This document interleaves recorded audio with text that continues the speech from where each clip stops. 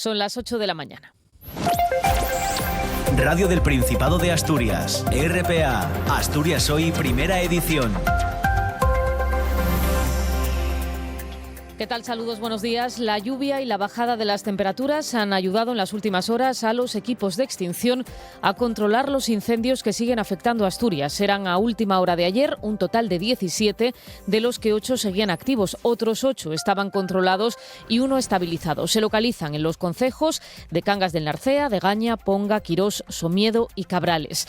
El consejero de Gestión de Emergencias, Alejandro Calvo, asegura que lo que más preocupa ahora mismo es que siga avanzando el fuego desde la provincia de León y que afecte a zonas como Degaña. Pero con preocupación todavía con los incendios que nos llegan desde León, algunos de ellos con fuerte intensidad, como en el frente de Degaña o en Posada de Valdeón, donde tenemos que prepararnos para anticiparnos a que no sean capaces de controlarlos. Pues a las 9:30 de esta mañana vuelve a reunirse el CECOPI, lo hará en Llanera, en La Morgal, en la sede del Servicio de Emergencias, una cita a la que vuelve a sumarse el presidente del Principado, Adrián Barbón, que en las últimas horas realizaba una comparativa con la última oleada de incendios que afectó particularmente a Asturias en 2023. Recuerda que en aquel momento eran fuegos provocados aquí, sobre el terreno. Esta vez son sobre todo incendios, como digo, de efecto contagio, que están saltando la división entre la Comunidad Autónoma del Principado de Asturias y la provincia de León. Y en Galicia, en Ourense, 4 bomberos han resultado heridos con quemaduras. Uno de ellos está grave. En todo el país hay más de 30.000 personas desalojadas mientras se investiga el origen de los fuegos. De momento ya se ha detenido a 31 personas y se está investigando a otras 92. El de Jarilla, en Cáceres, es a esta hora el foco más alarmante, junto con el de Molezuelas de la Carballeda, en Zamora. De los 40 incendios localizados en España, hay 23 activos en situación operativa 2, como explica la directora general de Protección Civil y Emergencias, que es Virginia Barcones. En estos momentos tenemos 23 incendios activos en situación operativa 2, que como también ya saben son aquellos incendios que están en una situación de emergencia de mayor gravedad. Pues así arrancamos este martes con noticias que les vamos a contar hasta las 9 en punto de la mañana en esta primera edición de Asturias Hoy, aquí en RPA, con Pablo Mateo en la técnica y en la redacción y la locución, con Ángeles García y quien les habla, Patricia Martínez. Es 19 de agosto, repasamos a continuación otros asuntos en formato titulares. Asturias Hoy. Un equipo de la Universidad de Oviedo participa en un proyecto que podría explicar el origen del universo. En concreto, han participado en la excavación del espacio subterráneo que albergará el mayor detector de neutrinos del mundo en Japón. La estructura, realizada en el marco del proyecto Hyper Kamiokande, cuenta con la participación de 630 investigadores de 22 países. Se encuentra a 600 metros de profundidad bajo una montaña. Daniel Santos es investigador del Departamento de Física y del ICTEA de la Universidad de Oviedo. Es una oportunidad única para contribuir al conocimiento universal desde Asturias, y nuestro trabajo pues va a ayudar a entender mejor el origen del universo y las leyes que lo rigen. Sanidad mantiene la recomendación de evitar el baño en la playa de Po, en Llanes. La contaminación por aguas fecales se detectó hace 4 días y los inspectores de la Consejería de Salud han tomado muestras del agua de la playa Llanisca. Lo han hecho para comprobar si todavía quedan restos de E. coli, que es una bacteria de riesgo para la salud para los ciudadanos. Según el Ayuntamiento, los resultados los conoceremos hoy por la mañana. Y el plan del Gobierno contra las estafas telefónicas ha bloqueado 48 millones de llamadas. Se puso en marcha en marzo y esto se traduce en que cada día se interceptan más de 400.000 llamadas y 18.000 mensajes SMS. El plan del Gobierno entró en vigor el 7 de marzo de 2025 y desde esa fecha los operadores tienen la obligación de bloquear numeraciones que no están atribuidas a ningún usuario ni servicio. El siguiente objetivo es crear una base de datos con los códigos que usan las empresas para enviar sus mensajes. Óscar López es el ministro para la Transformación Digital y de la Función Pública. Si algo ha crecido, igual que se ha reducido el crimen ordinario, ha aumentado el crimen, el cibercrimen, el crimen en las redes, los ciberdelitos, y por eso era tan importante poner en marcha estas medidas. El tiempo. Casi 5 minutos pasan de las 8 de la mañana. Nos interesamos ahora por la previsión meteorológica que nos acerca en detalle Cecilia Crespo. ¿Qué tal? Muy buenos días. Buenos días, Patricia. Jornada de martes que comienza estable aunque nubosa. Con el paso de las horas esperamos la llegada de algunas lloviznas desde la mar que se irán extendiendo desde el norte al sur de la comunidad. Las precipitaciones tenderán a ser más persistentes hacia la cordillera. Hoy las temperaturas suben ligeramente aunque apenas notaremos cambios. El viento ahora sopla del noroeste pero irá rolando a componente norte. Las rachas se mantendrán por debajo de los 50 km por hora. Están escuchando Asturias Hoy, primera edición. Pues vamos con esa última hora sobre los incendios. A las 9:30 de esta mañana, dentro de hora y media, vuelve a reunirse en Llanera, en La Morgal, el CECOPI, que es el Centro de Coordinación Operativa Integrado, que evalúa la evolución de esos fuegos. Un encuentro al que vuelve a asistir, como les venimos contando, el presidente del Principado, Adrián Barbo. Respecto a la situación de los incendios en Asturias, esa última actualización es de ayer a las 9 de la noche. A esa hora había, según el 112, 17 incendios, 8 estaban activos, 8 controlados y 1 estabilizado. Están ubicados en los municipios de Cangas del Narcea, de Gaña, Ponga, Quirós, Somiedo y Cabrales. La bajada de las temperaturas, también el viento del norte, también las lluvias han permitido que la situación mejore en la comunidad, pero preocupa sobre todo lo que está ocurriendo en León. De hecho, el consejero de Movilidad, Medio Ambiente y Gestión de Emergencias, Alejandro Calvo, manifiesta que aquí en Asturias la situación es de control, pero que se vive con preocupación ese fuego que llega a la región procedente de León, especialmente con fuerte intensidad en zonas como de Gaña o Posada de Valdeón.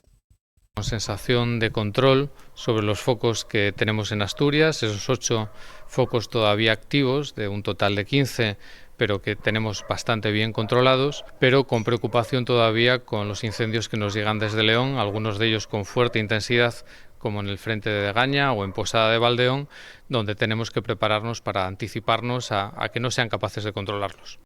Tras la última reunión del CECOPI, que fue anoche, el consejero recordó que se está realizando la mayor movilización de medios, tanto por tierra como aéreos, que nunca ha tenido nuestra comunidad. Además, también se cuenta con la colaboración de otras administraciones. La mayor movilización de medios, tanto por tierra como aéreos, que nunca ha tenido nuestra comunidad, con la colaboración de los medios que tiene la Administración General del Estado, de la UME, de las Fuerzas de Seguridad del Estado, del MITECO, también con la colaboración de los gobiernos de Castilla-La Mancha y de la Comunidad de Navarra. Todo eso lo tenemos en marcha e intentamos que, a medida que nuestros medios están controlando nuestros focos, ponernos a disposición de los operativos de Castilla y León, pero a la vez también prever a 24 a 48 horas posiciones de defensa dentro de nuestro territorio. Esa es la estrategia.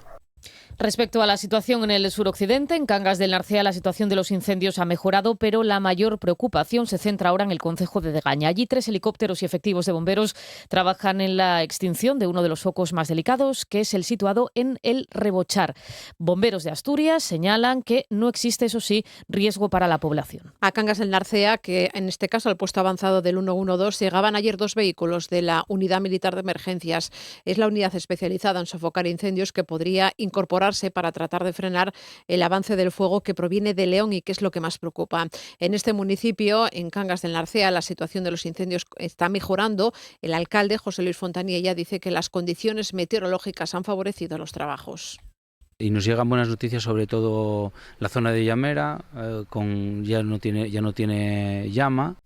En Somiedo, el foco de Caunedo volvió a reactivarse ayer y en Villar de Bildas un fuego paraliza el rodaje de la próxima película de los Fuegos del Hambre que estos días se lleva a cabo en la zona. La productora se ha sumado a las labores de extinción, poniendo a disposición de las autoridades sus propios recursos logísticos, 2 dotaciones con motobombas que se han sumado al personal y a los medios de bomberos de Asturias, a la UME y a las empresas forestales. Lo contaba el alcalde de Somiedo, Belarmino Fernández Ferbienza.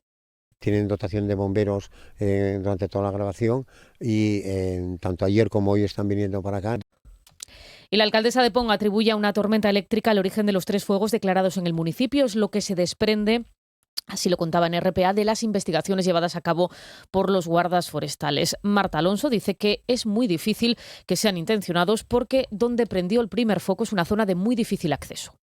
Las zonas en las que están, bueno, el de Arsenorio viene proveniente de La Uña, pero el de Taranes y Vallemoru y el de Puerto Sur sí se cree que pudieron ser tormentas eléctricas. Pues estos incendios que están afectando a Asturias en estas últimas jornadas también están teniendo consecuencias sobre el funcionamiento de algunos establecimientos hosteleros en pleno mes de agosto, en pleno puente, como fue el 15 de agosto, con gran afluencia de turistas. Este pasado fin de semana se tuvo que suspender, por ejemplo, el plan de acceso a los lagos de Covadonga. Se decidió mantener cortada esa carretera CO4 como medida de previsión por los incendios que se registraban en el Parque Nacional de los Picos de Europa. Javier Alonso, que es el presidente de Incatur, que es la Asociación de Empresarios de los Picos de Europa, lamenta que esté ocurriendo en ese enclave natural y que hay equipamientos turísticos que han sufrido daños con la cancelación de reservas.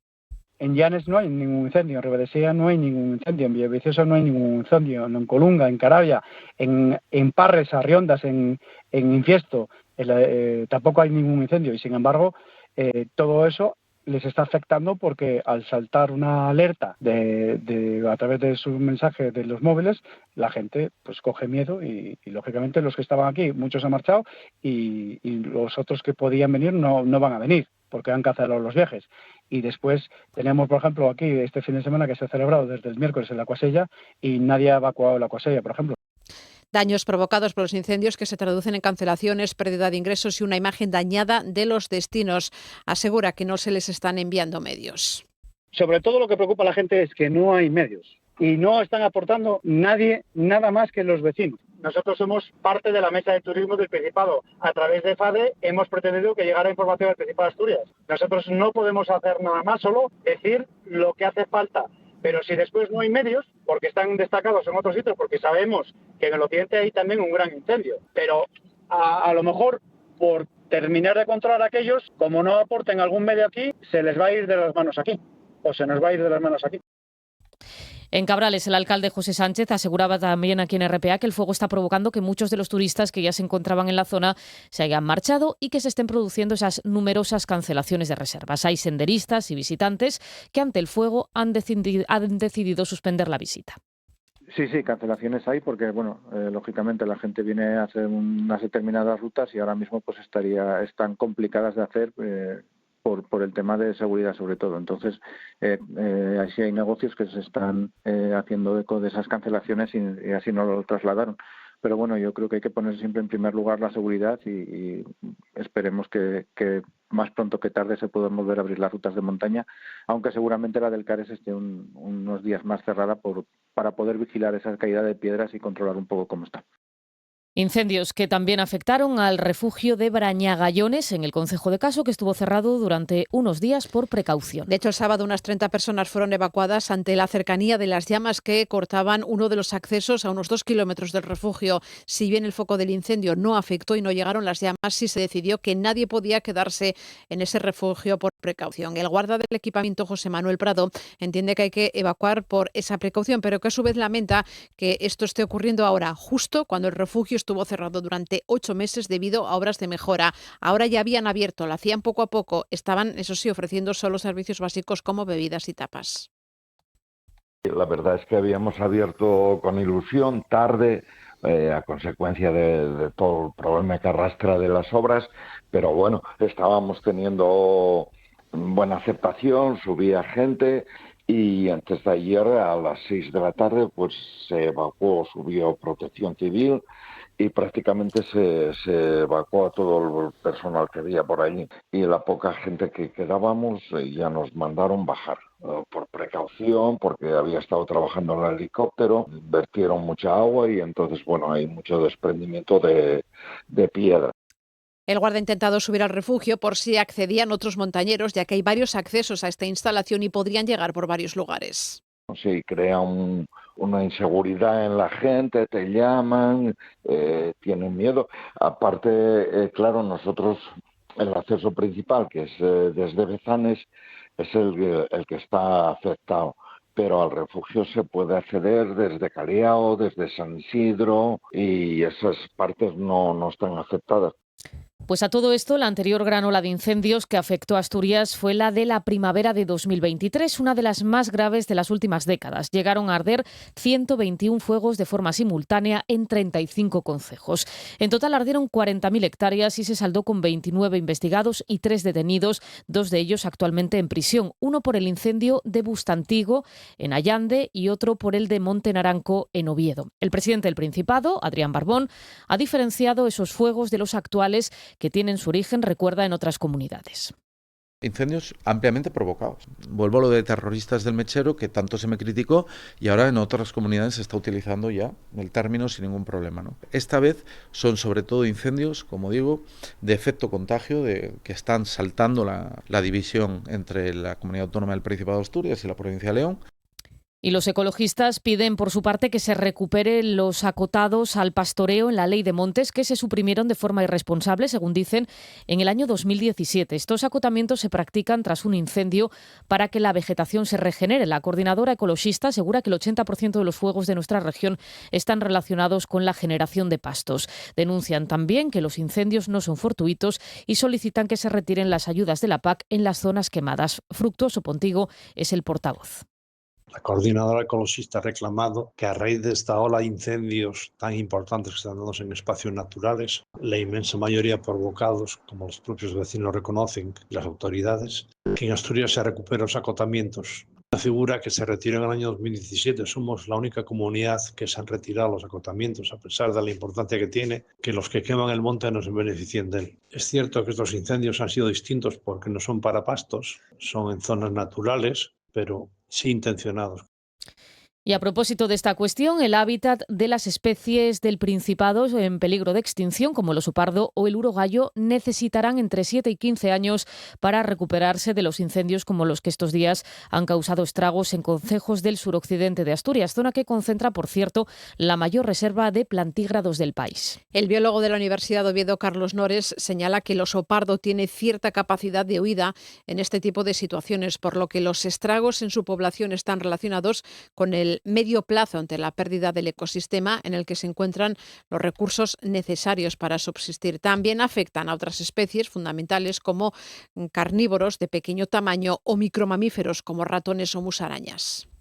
Teniendo un papel muy importante como dispersores de semillas o como presas de otros vertebrados, pues pueden desaparecer totalmente de la zona. Como estamos contando, incendios del suroccidente que se expanden en los últimos días a zonas como Somiedo, que es una también zona osera por excelencia. El director de la Fundación Oso de Asturias es José Tuñón. Le va a obligar a aumentar la movilidad, a ocupar otros espacios, con el riesgo que ello conlleva de desplazamientos innecesarios en esta época del año, en la que el oso ya empieza con la hiperfagia, que empieza ya a pensar un poco ya en el invierno y a aumentar ya su alimentación. Preocupan esos incendios que afectan a Degaña, Cangas de Narcea e Ibias porque se trata de los 3 concejos en los que habitan por lo menos 100 urogallos que hay en Asturias, el 40% de los pocos más de 200 ejemplares que sobreviven todavía en la cornisa cantábrica. Nicolás López es delegado de SEO BirdLife en Asturias. Puede significar la pérdida irremisible de la pequeñísima población que ya está en una situación crítica, ¿no? Porque, de hecho, aunque los ejemplares puedan escapar de las llamas, ya veremos a ver si los pollos los pollos de este año pueden hacerlo, pues significa que luego no van a tener hábitat, ni alimentación, ni zonas de reproducción, ni de refugio, ¿no? Y se lo contábamos en portada, 4 bomberos han resultado heridos con quemaduras, uno de ellos grave, en uno de los incendios que afectan a Galicia, en concreto en la provincia de Ourense. El operario que sufrió quemaduras más graves ha sido evacuado al hospital de A Coruña, que es el centro con la mayor unidad de quemados de Galicia. Los otros 3 operarios fueron atendidos en el hospital de Berín con lesiones de carácter leve. Entre tanto, el fuego sigue avanzando en algunos puntos. Hay más de 30.000 personas desalojadas en toda España, mientras se investiga el origen de esos fuegos. De momento ya se ha detenido a 31 personas y se está investigando a otras 92 por su presunta participación en el origen de los distintos incendios. El de Jarilla, en Cáceres, en Extremadura, es a esta hora el foco más alarmante, junto con el de Molezuelas de la Carballeda, en Zamora. De los 40 incendios localizados, hay 23 activos en España, en situación operativa 2, que están en una situación de emergencia de mayor gravedad. La directora general de Protección Civil y Emergencias, que es Virginia Parcones, destaca que España está recibiendo actualmente el mayor contingente de ayuda internacional de la historia de nuestro país para sofocar estos fuegos. En estos momentos tenemos 23 incendios activos en situación operativa 2, que como también ya saben son aquellos incendios que están en una situación de emergencia de mayor gravedad, que las comunidades autónomas como directoras de la coordinación de la emergencia consideran que están en esta situación operativa de mayor gravedad. Esto es sin perjuicio de que en todas estas comunidades autónomas y en el conjunto de nuestro país se están produciendo también otra serie de incendios que están en situación de preemergencia, según determinan las autoridades. El incendio que amenaza la vertiente leonesa de Picos de Europa mantiene en vilo a los habitantes de la Tierra de la Reina y del Valle de Valdeón. En este último han sido evacuadas 775 personas de 11 localidades, la mayoría gente mayor, ya que los jóvenes se han quedado para contener las llamas. También se ha ordenado el desalojo de todos los pueblos del Valle de Fornela, que son 7 localidades. El consejero de Economía y Hacienda y portavoz de la Junta de Castilla y León, Carlos Fernández Carriedo, ha adelantado que su departamento va a reservar unos 100 millones de euros para dotar de presupuesto el plan de actuaciones urgentes para paliar los daños causados por las llamas.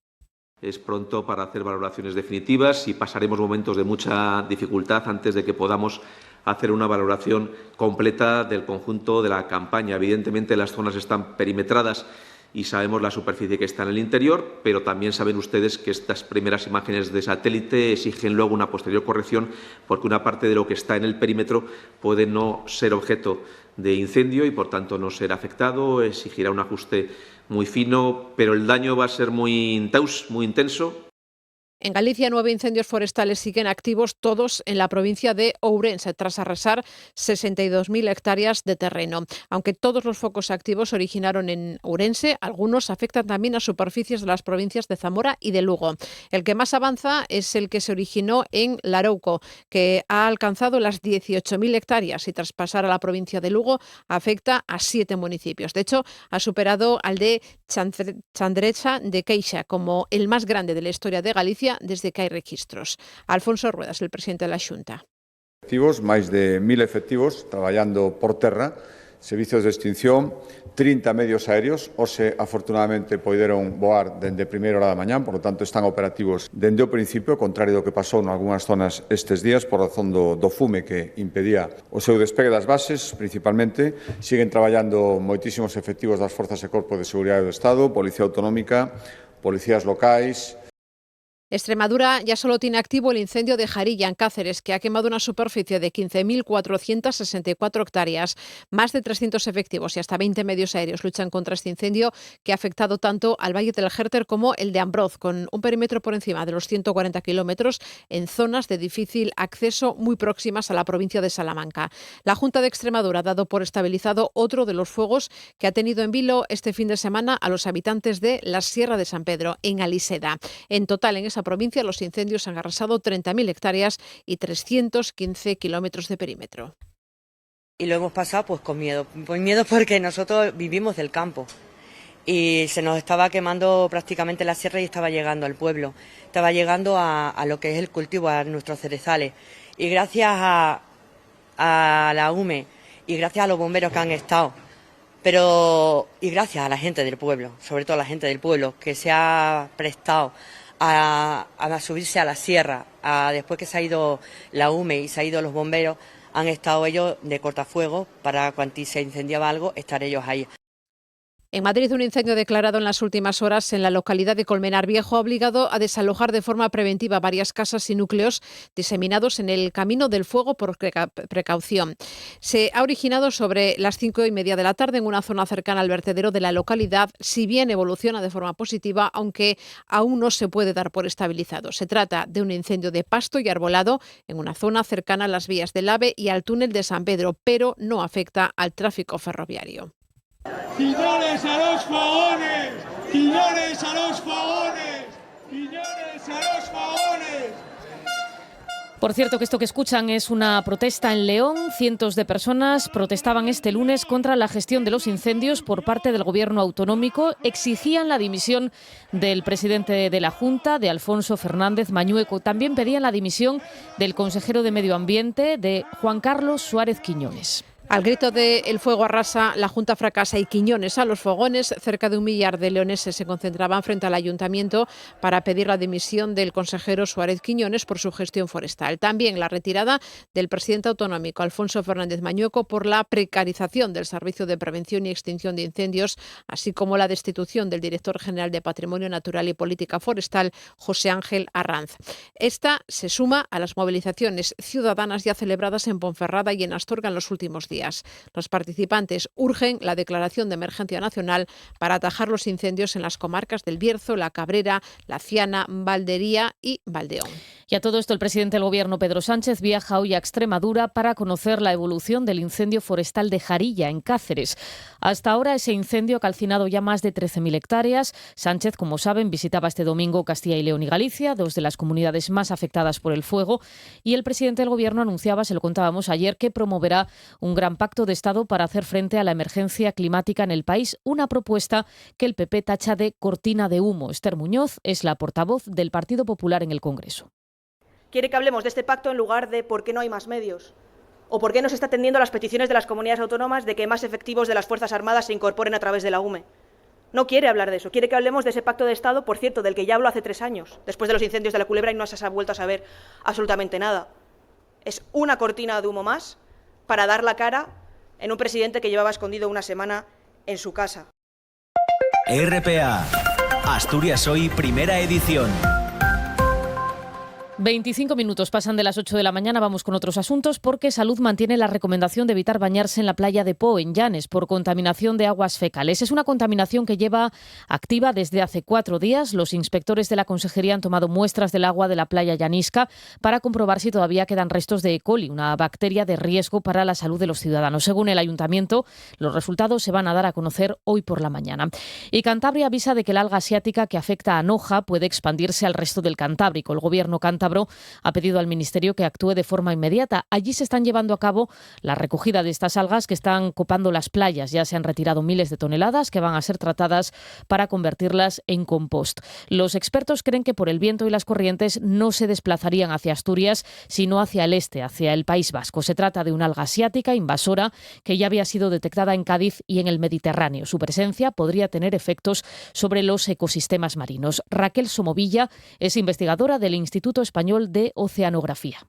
Es un alga que es capaz de desplazar a las que serían las típicas de la zona y además se ven favorecidas por el hecho, parece ser, de que pues no son tan ricas, por así decirlo, para los animales que tendrían que comérselas, es como que pican, de manera que pues hay menor presión sobre ellas, con lo cual sí que acaban teniendo efecto en el ecosistema.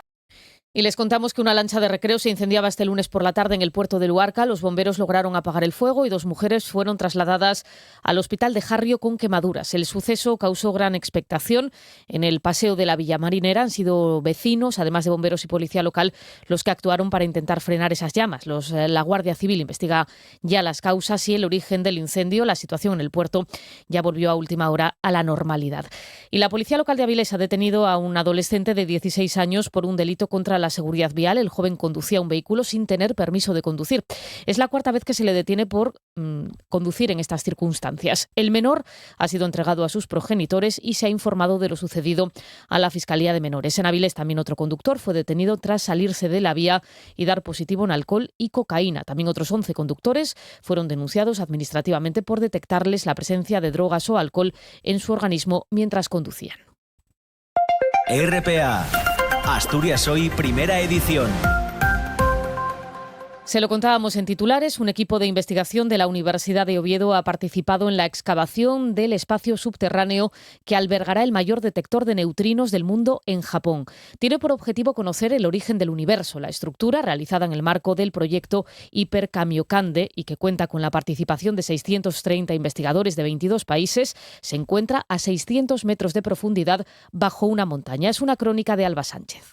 Se excavó entre 2022 y el pasado mes de julio. Tiene un techo abovedado de 69 metros de diámetro y está conectado con la superficie mediante un cilindro de 73 metros de altura. Se trata de una de las cavidades artificiales más grandes jamás excavada en roca maciza. En este proyecto, el grupo de investigación de la Universidad de Oviedo ha trabajado en el desarrollo y validación de componentes para el experimento, así como en el análisis de los datos. En ese grupo asturiano hay científicos del ICTEA, pertenecientes al grupo MoMA y a los departamentos de Física, Matemáticas, Explotación y Prospección de Minas, Ingeniería Eléctrica, Electrónica, de Comunicaciones y de Sistemas y Construcción e Ingeniería de Fabricación. Uno de ellos es Daniel Santos, investigador del Departamento de Física y del ICTEA de la Universidad de Oviedo. La Universidad de Oviedo, nuestros grupos contribuyen, vamos a desempeñar un papel clave en el desarrollo del sistema de compensación del campo magnético terrestre para Hyper Kamiokande y formar parte de un proyecto de esta magnitud no solo es un privilegio, sino que es una oportunidad única para contribuir al conocimiento universal desde Asturias, y nuestro trabajo va a ayudar a entender mejor el origen del universo y las leyes que lo rigen. Los trabajos pasarán ahora a la conversión del gigantesco hueco en un tanque hermético capaz de contener agua ultrapura, cuya instalación se prolongará hasta 2027. El detector de nueva generación contará con 260.000 metros cúbicos de agua ultrapura y más de 20.000 sensores de luz de alta tecnología. Con él se podrá avanzar en el estudio de las nuevas propiedades de los neutrinos, buscar pruebas de la desintegración del protón y validar teorías que tratan de unificar las fuerzas fundamentales de la naturaleza. Hyper Kamiokande se basa en los principios de diseño de sus predecesores, pero presenta una masa fiducial 8,4 veces mayor que la de Super Kamiokande e incorporará tecnologías de detección de vanguardia diseñadas para lograr una mayor sensibilidad. Y lo que estamos es diseñando un sistema de bobinas magnéticas instaladas a lo largo de la superficie interior del tanque que se ha excavado en el interior de la Tierra, y generarán un campo magnético que vamos a controlar en todo momento, que se opone y cancele el campo magnético terrestre local que exista a lo largo del detector.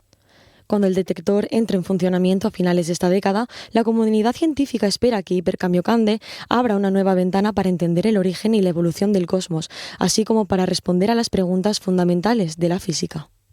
Y les contamos que el plan del Gobierno contra las estafas telefónicas ha bloqueado desde el pasado mes de marzo 48 millones de llamadas con intenciones fraudulentas. Esto se traduce en que cada día se interceptan más de 400.000 llamadas y 18.000 mensajes SMS. Ese plan del Gobierno entró en vigor el 7 de marzo de 2025. Desde esa fecha, los operadores tienen la obligación de bloquear numeraciones que no están atribuidas a ningún usuario ni servicio. A medida que han ido entrando en vigor las diferentes medidas del plan contra las estafas telefónicas, la media diaria de llamadas y SMS bloqueados ha aumentado. El plan también incluye medidas como la identificación de las llamadas comerciales, que ahora solamente se pueden realizar desde números con prefijos geográficos, reservados específicamente para comunicaciones comerciales o desde números 800 y 900. El siguiente objetivo es crear una base de datos con los códigos que usan las empresas para enviar sus mensajes. Óscar López es el ministro para la Transformación Digital y de la Función Pública. Todos ustedes han visto en alguna ocasión que se recibe un SMS que supuestamente es de correos o de la DGT y en realidad no lo son. Están suplantando la personalidad, no solamente de organismos públicos, también de empresas privadas. Por todos los datos que hemos visto de todos los organismos, si algo ha crecido, igual que se ha reducido el crimen ordinario, ha aumentado el crimen, el cibercrimen, el crimen en las redes, los ciberdelitos, y por eso era tan importante poner en marcha estas medidas. Y este viernes se va a celebrar la primera cena solidaria de Avilés, Todos contra el Cáncer. Será en la Sala Santa Cecilia a partir de las 9 de la noche y aún hay tiempo para acceder a una de las entradas a un precio de 55 euros. La presidenta de la Asociación Española contra el Cáncer de Avilés, que es Carmen Fernández, nos recuerda la importancia de este tipo de iniciativas solidarias que sirven para recaudar fondos destinados a la investigación y de lucha contra esta enfermedad. Una cena solidaria contra el cáncer, que es una excelente oportunidad para disfrutar además del inicio de las fiestas de San Agustín en Avilés. Vamos a hacer una cena este viernes día 22 en el restaurante Santa Cecilia para empezar con alegría, con esa ilusión que nos caracteriza y que también los enfermos de cáncer y los familiares debemos darnos alguna vez. La colaboración de todos es necesaria para seguir investigando, para seguir avanzando. Espero verles a todos los que puedan este día en el restaurante Santa Cecilia a las 9 de la noche. El precio son 55 euros y simplemente todos unidos contra el cáncer y también de fiesta. RPA es Asturias, es actualidad, es cercanía, es información al minuto. Lo que sucede en Asturias en la radio de todos y todas. RPA, la radio del Principado de Asturias. Vocación de servicio público. Este sábado en Saludables, epilepsia. Será a las 9 de la mañana y vamos a hablar con un especialista en este tema. También tenemos el testimonio de una persona de la Asociación de Narcóticos Anónimos. Y para acabar tendremos a una psicóloga que nos va a hablar de las relaciones sin apego emocional, algo que parece que está muy de moda. Ya lo saben, este sábado en RPA a las 9 de la mañana. Saludables. La radio más asturiana, la radio más prestosa. Esto ye RPA, la radio del Principado de Asturias. En Asturias, RPA, la autonómica, la nuestra. Están escuchando Asturias Hoy Primera Edición.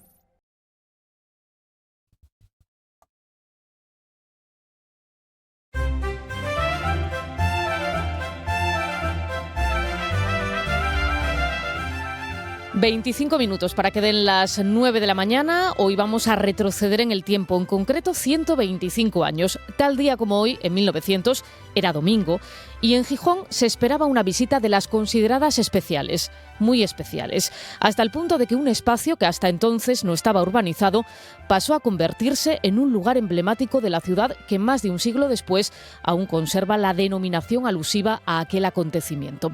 Les voy a dar más pistas. Para aquella jornada se dispusieron 5 arcos de triunfo que saludaban a sus majestades y a las altezas reales. Eran estructuras de esas llamadas efímeras de hasta 10 metros de altura. Se colocaron entre la ribera del muelle y las calles Corrida y Munuza. Cada una tenía un diseño diferente. Se habían levantado unos días antes para recibir a la reina regente María Cristina de Habsburgo y a sus hijos, el rey Alfonso XIII, aún menor de edad, y sus hermanas, las infantas Mercedes y María Teresa. Desaparecerían a los pocos días, pero lo que sí se mantuvo y aún pervive es el espacio ajardinado que ya desde entonces pasó a llamarse, primero popularmente y más tarde de forma oficial, como los Jardines de la Reina. El diseño original lo firmó el jardinero vasco Pedro Mújica y está catalogado como jardín histórico. Es el único, junto a la plazuela de San Miguel, de todo el catálogo urbanístico municipal. A lo largo de las décadas posteriores incorporaría el kiosco, el reloj y las farolas de fundición fabricadas en la fábrica de armas de Oviedo.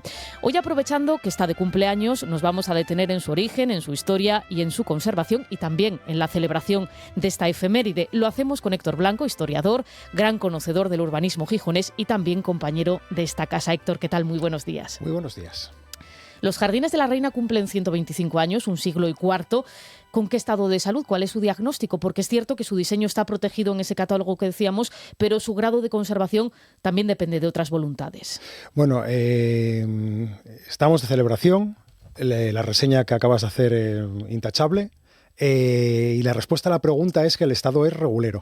Es un jardín histórico que se conserva en gran medida, y esa es su excepcionalidad, tal cual se diseñó, que tiene esas palmeras, esa decena de palmeras aproximadamente, casi la mitad muy probablemente centenarias, alguna de ellas plantada justo hace 125 años, pero que evidentemente está pendiente de una labor de mantenimiento, de mejora de su mantenimiento. De puesta al día, al final. Sí, sobre todo la parte de pavimento y demás, que el pavimento es mucho más reciente, es de los años 70, pero lo que es en cuanto a jardinería y conservación, pues también necesita una restauración.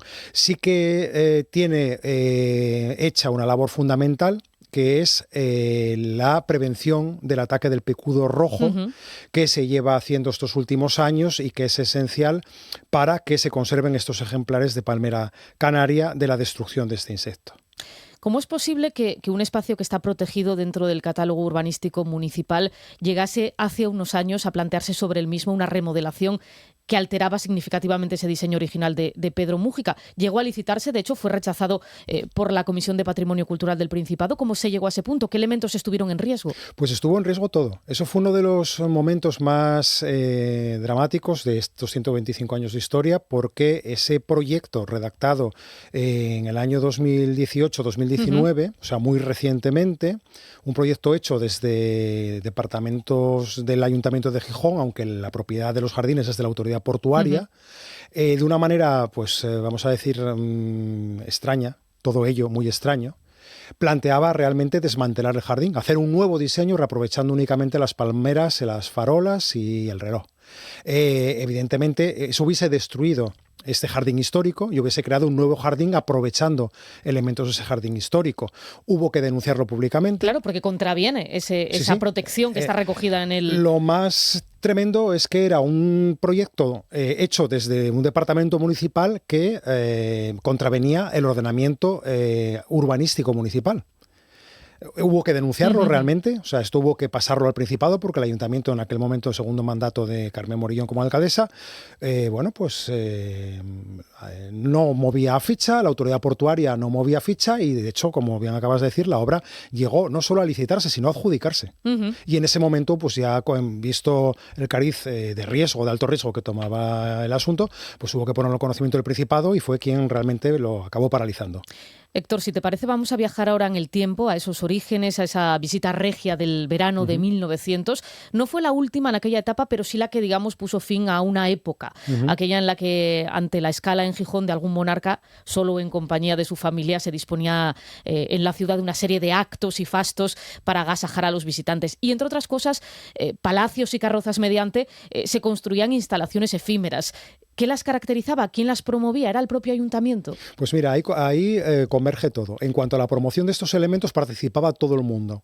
Todo el mundo, vamos a ver, me refiero, entidades públicas como el Ayuntamiento, entidades privadas como por ejemplo el Casino de Gijón, empresas potentes como el Ferrocarril de Langreo o la Fábrica de Moreda y Gijón, porque bueno, también ellos hacían promoción, porque en esos arcos constaba su promotor, el nombre de su promotor generalmente, y además tenían mucha proyección pública porque se fotografiaban y se reproducían, ¿no?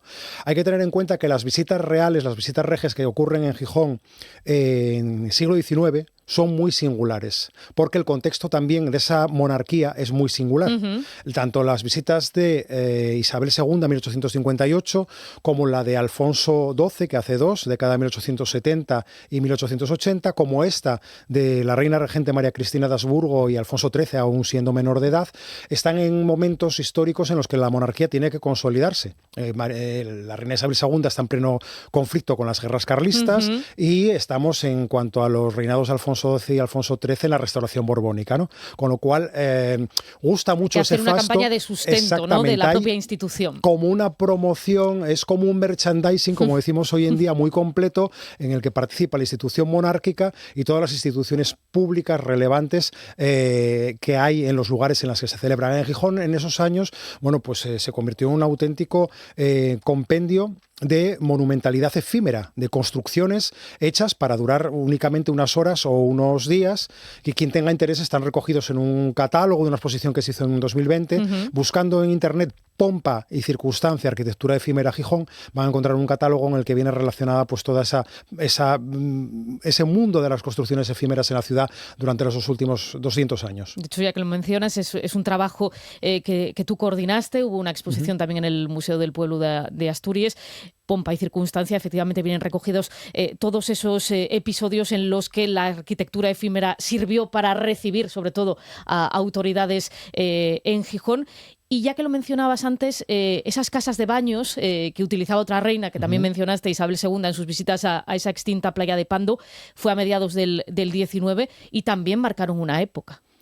Sí, bueno, aquí fue un punto sin retorno en cuanto a lo que fue el establecimiento oficial del veraneo. Del veraneo en el concepto, no como lo tenemos presente hoy en día, sino como era en el siglo XIX. O sea, se veraneaba en el Cantábrico por la temperatura fresca de sus aguas. Aquellos baños de ola. Los baños de ola, los baños con algas, y quienes primero lo van a hacer va a ser la reina madre, la madre Isabel II, María Cristina de Borbón, en 1852, con esa primera caseta de baños, cuando se inaugura el ferrocarril de Langreo, que es a lo que viene ella, y de paso aprovecha para completar esa actividad que había puesto de moda la reina Victoria de Inglaterra. Luego lo va a hacer su hija, Isabel II, en 1858, y luego lo hará Alfonso XII en 2 ocasiones, en 1878 y 1884.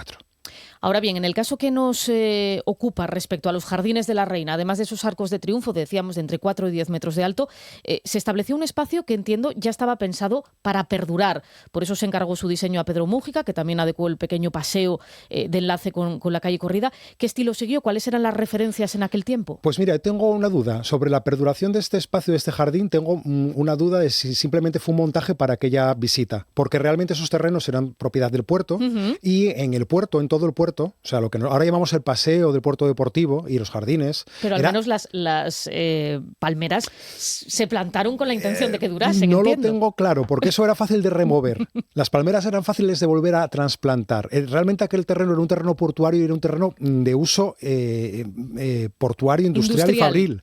De hecho, ese retal de terreno es un sobrante de un relleno que se hace en la década de 1890 porque se pretendía llevar una línea ferroviaria desde la estación del norte hasta el antepuerto. Esto quedó ahí rellenado, lo que era la parte final de la antigua dársena del puerto de Gijón. Y bueno, en esta visita, como quedaba muy a la vista y el recorrido, en la carrera oficial, el recorrido de los Reyes con carrozas pasaba por esa zona. Porque estaban en el Palacio de Revillagigedo. Pasaron una tarde, fueron a tomar el té al Palacio de Revillagigedo, pero también hicieron un recorrido por el centro de Gijón, en aquel día en el que venían a colocar realmente el acto principal, era la colocación de la primera piedra del cuartel de infantería en el Coto de San Nicolás, el actual Centro Municipal Integrado del Coto. Entonces, aquel retal de terreno que realmente era feo, era una escombrera, era un relleno de escombro, lo que se hizo fue pues ajardinarlo. Mújica le dio un aspecto de jardín inglés con senderos para darle un engaño, es un trampantojo. Esos senderos, esos recovecos, parece que le da más tamaño del que realmente tiene, y meter algo de vegetación que fuese resultona, vistosa, que fueron unos plantones de palmera canaria.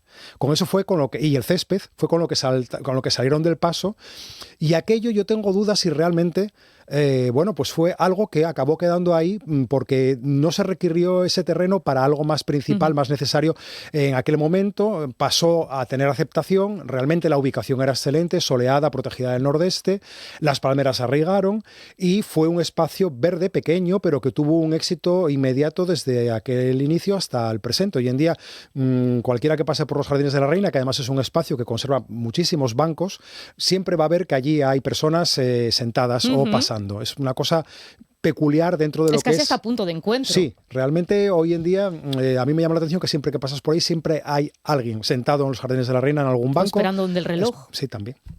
Precisamente ese reloj que data de 1920 y que fue además recientemente reparado, ¿a qué respondió en cada momento que se fueran instalando esos otros elementos, como por ejemplo también el caso del kiosco? Todo tenía una función práctica. Realmente hoy en día vemos estos elementos como algo decorativo porque tienen en su creación, tenía mucha influencia todavía las artes aplicadas y la idea de la artisticidad de todos los elementos de mobiliario urbano, pero los relojes realmente en el puerto, en un puerto que era comercial, que era pesquero, era muy importante tener, cuando mucha gente no tenía reloj, cuando había muy pocos relojes públicos. De hecho, el reloj público principal, la Torre del Reloj, se derriba en 1911, que sí era visible desde el puerto. Es cuando proceden a instalarse esos dos relojes en el puerto, el que hay donde los Jardines de la Reina y el que está junto a la Rula todavía. Esos dos se conservan actualmente. Y las farolas, pues realmente, bueno, se buscaron por la importancia y la centralidad del sitio, pues modelos pues un poco más vistosos. Hubo unas primeras farolas modernistas, como las que hubo en gran parte del centro de Gijón, que se remodelan en los años 40, se sustituyen por las actuales que se fundieron en la fábrica. Tienen esa peculiaridad de estar fundidas en la fábrica de armas de Trubia. En sucesivas visitas reales que antes mencionábamos, con Alfonso XIII ya como monarca de plenos poderes, por así decirlo, se iban a mantener los actos protocolarios, pero no la puesta en escena, digamos que grandilocuente, ¿no? Como estamos viendo. ¿Qué cambió a partir del estreno del siglo XX? Bueno, pues que se da realmente a la monarquía borbónica por reasentada. O sea, finaliza lo que se entendía por restauración, esa etapa. Por poco tiempo, es verdad. Sí, bueno, pero ahí ellos, en la década de 1900, en el momento en que se declara Alfonso XIII mayor de edad en 1902, aunque él solo tenía realmente 16 años. En ese momento, a continuación se casa, comienza a tener familia. Entonces, bueno, pasamos a otro concepto, a otra fase de lo que era la monarquía, y ya se daba por una fase nueva de arraigo. La Casa Borbón volvía a estar en plena facultad dentro del país, y fue lo que se entendió en aquel momento. Alfonso XIII y su esposa, Victoria Eugenia de Battenberg, visitaron Gijón varias veces en la década de 1900, él y después con el matrimonio en la década de 1910, y fueron, bueno, pues personajes, por decir así, comunes en esos años, durante varios años, en Gijón, en aquellos veraneos, cuando se le pone el título de Real Sporting de Gijón y Real Club Astur de Regatas, por esa conexión con la Casa Real. De hecho, en 1924 hasta se plantea hacer un palacio real de veraneo para el príncipe de Asturias, para Alfonso de Borbón y Battenberg, ¿no? El que debería de haber heredado la corona después de Alfonso XIII. Por cierto, que hablando de denominaciones, en los Jardines de la Reina, la denominación, si bien no hay constancia de ningún documento que acredite el acuerdo para denominar a esa zona como los Jardines de la Reina, ¿desde cuándo se denomina oficialmente así? Oficialmente vamos a decir que nunca. O sea, es un nombre popular. Digo nunca porque estoy ya consultándolo con gente que sabe, con Luis Miguel Piñera, cronista oficial de Gijón, y un experto en todo lo que es la toponimia de la ciudad y la nomenclatura de las calles y plazas. No consta ningún acuerdo oficial en el que se ponga nombre Jardines de la Reina a este espacio. Sí consta que en aquel verano, en aquel agosto de 1900, se puso nombre Reina Regente a una calle del Coto, la actual calle Calderón de la Barca, y sí se dio nombre de Alfonso XIII al cuartel de infantería Alfonso XIII, actual centro municipal de integrado, al que venían a colocar la primera piedra, ¿no? Entonces sí llama la atención que si se pone un nombre a una calle en honor a la reina, evidentemente era porque no había ningún espacio oficial con su nombre, ¿no? Jardines de la Reina, porque realmente esos jardines se crearon para la visita de la reina, fueron los jardines para la reina, y pues todo apunta a que fue un nombre popular que perduró hasta el presente, que oficialmente pues no tiene esa constancia, nada más que sí que figura en los planos de manera oficial, si lo queremos entender así. Héctor, tampoco hay una placa que identifique el espacio con su nombre. Está pedido, en 2025. De hecho, se pidió específicamente a la autoridad portuaria, que es la propietaria de estos jardines, este año, de cara a este 125 aniversario, está pendiente de hacer. O sea, la respuesta es que se haría, pero evidentemente, bueno, pues ya va a ser, por decir así, a toro pasado en relación a la celebración que tenemos hoy, ¿no? De ese 125 aniversario cumplido con día exacto. Por cierto, ya que lo mencionas, 9 menos 10 de la mañana, ¿qué tenéis preparado? ¿Qué hay hoy? ¿Qué se cuece hoy en los Jardines de la Reina para conmemorar este cumpleaños, estos 125 años? Bueno, pues mira, ocurrió una cosa muy peculiar, como estas cosas peculiares que por suerte ocurren en Gijón, que es la suma de voluntades. Ante esta expectativa de que había esta celebración ahí pendiente por hacer. Y dentro del contexto peculiar que vivimos este año, entre los tiras y aflojas de ayuntamiento, autoridad portuaria, me refiero a lo institucional, ¿no? Que en cuanto a lo que nos toca al pueblo llano y soberano, pues nos toca mirar con el rabillo de ojo como diciendo, pero esta gente realmente a qué se dedica o qué hace. Entonces el planteamiento fue, bueno, ¿y por qué no hacemos un grupo de amigos, un grupo de vecinas y vecinos, una celebración? Y realmente, bueno, pues vamos a intentar hacerlas a tarde, la cita es a las 6:30, Jardines de la Reina. Quien pase por los Jardines de la Reina ya y observa, ya verá alguna cosa ¿Alguna arquitectura efímera? No tanto como arquitectura, pero sí una instalación efímera. Alusiva a este cumpleaños, y esta tarde pues haremos realmente lo que es pues una visita guiada contando la historia y el contenido botánico de estos jardines, que será breve. Haremos una celebración de lo que constituye un cumpleaños, intentaremos soplar unas velas y la climatología nos deja, que va a ser la protagonista real del día, y luego habrá pues una parte musical, con lo cual completaremos lo que entendemos todas y todos por una fiesta de cumpleaños. Tiene que haber un poco de speech, un poco de relato, un poco de celebración y dulce y un poco de parte musical. Ahí queda la cosa. 6:30, Jardines de la Reina. Pues anotamos esa cita importante en la historia de Gijón y en la historia del urbanismo de Gijón. Feliz cumpleaños, felices 125 años a sus Jardines de la Reina. Héctor Blanco, muchísimas gracias por habernos acompañado. Muy buenos días. Muy buenos días, un placer y feliz día. En Asturias Hoy, primera edición, Deportes. Y repasamos ahora la crónica deportiva con Bea Otero. ¿Qué tal? Muy buenos días. Hola, buenos días. El costamarfileño Eric Bailly refuerza la zaga del Real Oviedo. El futbolista es del Manchester United y del Villarreal, llega como agente libre y se compromete con los azules hasta junio de 2027. Se trata de un central que destaca por su envergadura y que esta misma tarde se pondrá a las órdenes de Paunovic en el Requesón. Antes, a las 12, será presentado ante los medios de comunicación. El próximo en llegar será el centrocampista belga Lender Den Docker. El futbolista del Aston Villa llegó ayer a Asturias para cerrar su fichaje. En lo deportivo, los azules comenzarán esta tarde a preparar el partido del domingo ante el Real Madrid. Y el Sporting se impuso por 2-1 al Córdoba en el Molinón. Jacobo adelantó a los visitantes en el minuto 18 del partido y Gelaber empató pasada la media hora. En la segunda parte, Dubasín hizo el 2-1 que le da los 3 puntos al equipo que entrena Asier Garitano. Todo el partido hasta que se han dado, porque el fútbol también no deja de ser un juego de errores. Entonces, nosotros hemos cometido alguna que intentaremos corregir. Pero también le hemos dado la vuelta al marcador con un público increíble con nosotros. Hemos tenido la posibilidad también de sentenciar el partido con alguna contra buena.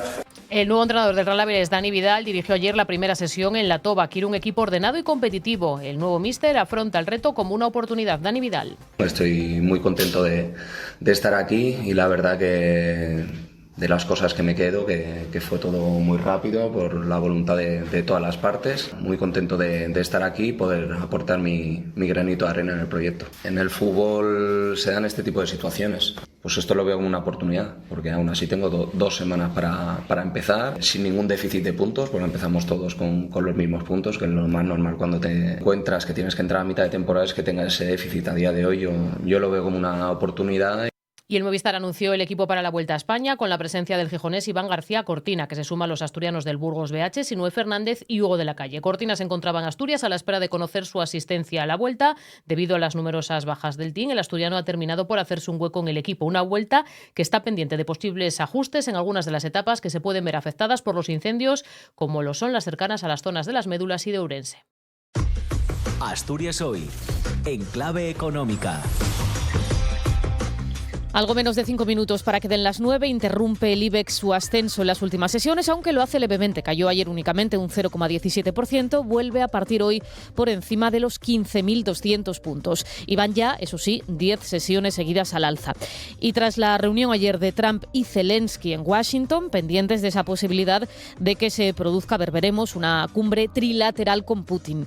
José Antonio Antuña, director de Renta 4 Gijón. ¿Qué tal? Muy buenos días. ¿Qué tal, Patricia? Buenos días. Ya lo anticipaban ayer los futuros. La semana comenzaba con leves recortes que, no obstante, apenas afectan a esa escalada del IBEX que sigue por encima de los 15.000. ¿Cómo pinta la sesión de hoy?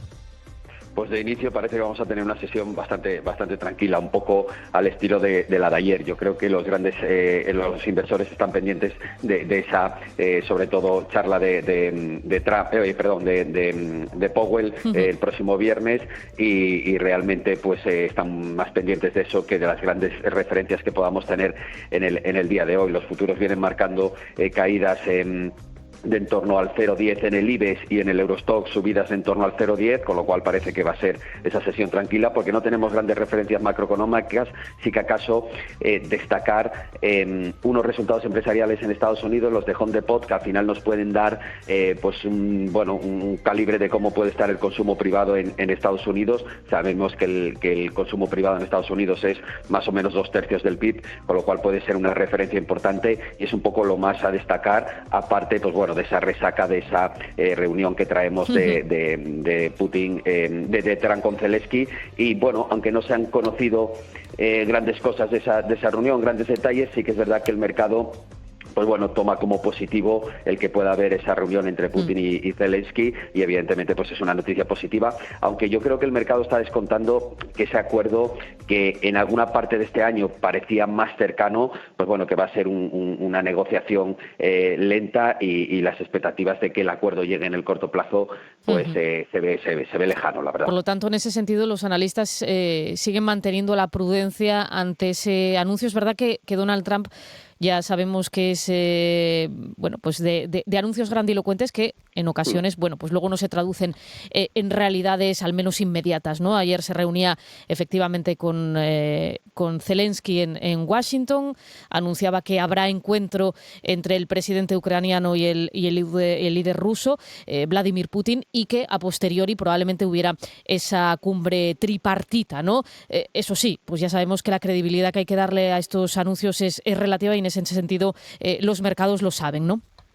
Sobre todo porque además es que no tenemos ninguna confirmación por parte del Kremlin de que Putin pueda querer tener esa reunión. Pero desde luego que sí que es cierto que estemos hablando de esto es un primer paso para que en algún momento pueda llegar ese acuerdo de paz. Si no tenemos estos avances, las posturas, pues bueno, como decíamos ayer, están bastante distantes, y evidentemente pues necesitamos estos primeros pasos para poder llegar a ese acuerdo. Pero un poco lo que venía diciendo, ¿no? Yo creemos que ese acuerdo va a ser lento, esas negociaciones van a ser lentas, y el mercado sí que es cierto que tampoco ve riesgos a mayores, pero sí que es cierto también pues que bueno, que esa expectativa que en algún momento hubo, sobre todo más a principios de año, de que ese acuerdo de paz se firmara en el corto plazo, pues ahora se está disipando. Pues como siempre decimos, veremos lo que sucede. Habrá que esperar a que efectivamente se confirmen esos avances en la negociación para poner fin a la guerra en Ucrania. José Antonio Antuña, analista y director de Renta 4 Gijón, muchísimas gracias como siempre y hasta mañana. Gracias, Patricia, buenos días.